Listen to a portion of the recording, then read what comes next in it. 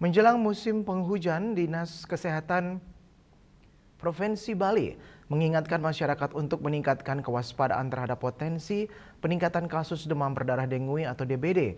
Kepala Bidang Pencegahan dan Pengendalian Penyakit Dinas Kesehatan Provinsi Bali, Dr. Raka Susanti menyampaikan bahwa tren kasus DBD cenderung meningkat setiap awal tahun, terutama pada masa peralihan dari musim kemarau ke musim hujan.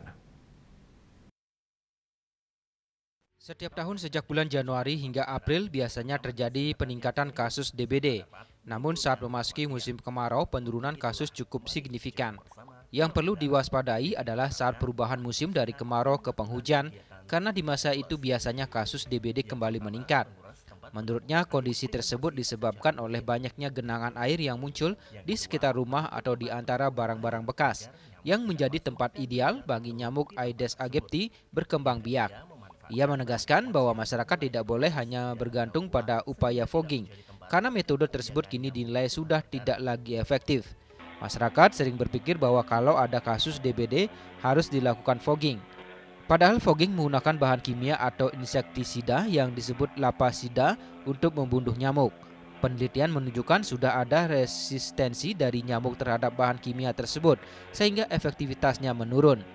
Cara yang paling efektif tetap dengan menerapkan 3M, yaitu menguras, menutup, dan mengubur tempat-tempat penampungan air. Dengan tetap 3M plusnya, yaitu menguras nih kalau misalnya ada bak-bak, itu secara kontinu dikuras setiap seminggu sekali mungkin, kemudian melihat lagi genangan-genangan air mungkin di vas bunga yang tidak ada ikannya mungkin, kemudian lihat lagi di belakang kulkas yang mungkin ada air tergenang atau di dispenser. Itu biasanya potensi air tergenang yang mungkin kurang kita perhatikan. Atau mungkin tirte yang ada di pura-pura itu kan sangat jarang sekali kita lihat.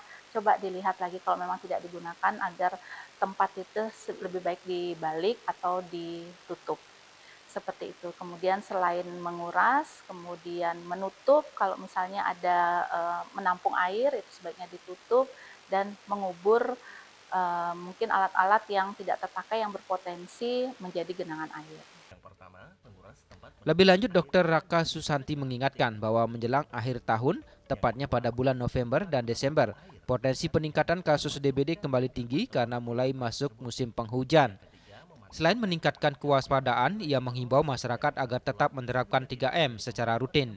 Jika ada anggota keluarga yang mengalami demam, segera periksakan diri ke fasilitas kesehatan untuk memastikan apakah itu DBD atau bukan.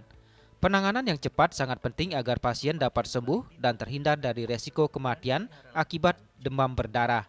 Dinas Kesehatan Provinsi Bali juga terus melakukan pemantauan dan edukasi kepada masyarakat agar perilaku hidup bersih dan sehat menjadi kebiasaan, terutama dalam menjaga lingkungan bebas dari sarang nyamuk penyebab DBD. Hendra, Bali TV.